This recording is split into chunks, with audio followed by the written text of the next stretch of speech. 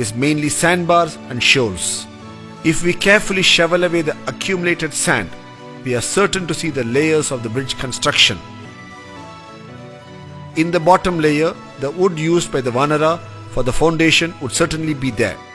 Obviously, over the last so many thousand years, the wood would have solidified and become carbonaceous material and would probably now be botanical grains. The text then speaks of the Vanara holding ropes on both sides of the bridge being constructed and the wood and the stones being piled between them. The text clearly mentions that the Vanara held ropes for many yojana to build the bridge in proper linear alignment. From this description, it is clear that it was not just random throwing of stones, but a planned effort which took into consideration the concept of linear alignment, which is even today evident from the aerial photograph of the bridge. The distances they covered each day is also mentioned in the text. In the text, it's explicitly mentioned that the total length of the bridge was 100 yojana in length and 10 yojana in width. This is a 10:1 ratio. Today, at actual site conditions, the Rama Setu or Adams Bridge measures to 35 kilometers in length by 3.5 kilometers in width. This is also a 10:1 ratio. After the victorious battle with Ravana, while returning with Sita to Ayodhya in the Pushpak Vimana, they fly over this bridge. Rama then points this bridge to Sita and states as to how difficult it was for them to construct and how it was only Nala, the engineer par excellence, who could execute it, and Rama calls it Nala Setu. When did this Nala Setu come to be called Adams Bridge? The bridge was originally called Nala Setu, as we have seen. Later the people, out of their admiration and veneration for Rama, started calling it Rama Setu, and later it also got the name Setu Bandha, that which joins two lands. This has been a walking bridge for many millennia.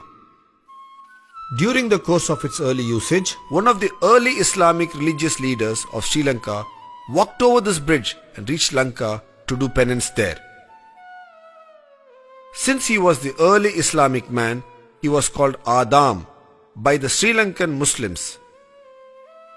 When the Europeans came to this part of the world, they could easily correlate to the name Adam, and they started calling it Adams Bridge in their records, and the name stayed.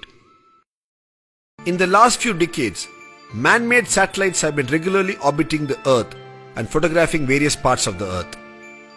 One such area they have photographed is the southern part of India. In this set of photographs, the bridge is also visible. It can be distinctly seen as a shallow underwater causeway connecting the two lands. These photographs do suggestively indicate it to be man-made due to its unique curvature. The opinion of many is that this could be the man-made bridge as detailed in the Ramayana text. Over the last few minutes, we have seen with a certain clarity and a detailed understanding how this bridge is a civil engineering marvel as explained in the text, a man-made accretion over a natural sea ridge. Today, on an average, this causeway is about 2 meters below water. When this bridge was built, it must have been at least about 1 meter above the then water level. That is, when the bridge was built, the sea must have been 3 meters or 9 feet below the present day sea level. As per the World Oceanography Report, a 9 feet rise in sea levels due to the melting of the polar ice caps and global warming should have occurred over 7,000 years.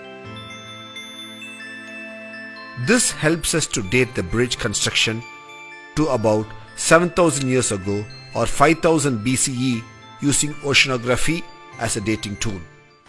Today, we need to rightfully promulgate an order under the Archaeological Survey of India Act, Clause 4, to call this a Heritage Monument of India. It is a fit case to be called a civil engineering marvel of an ancient civilization.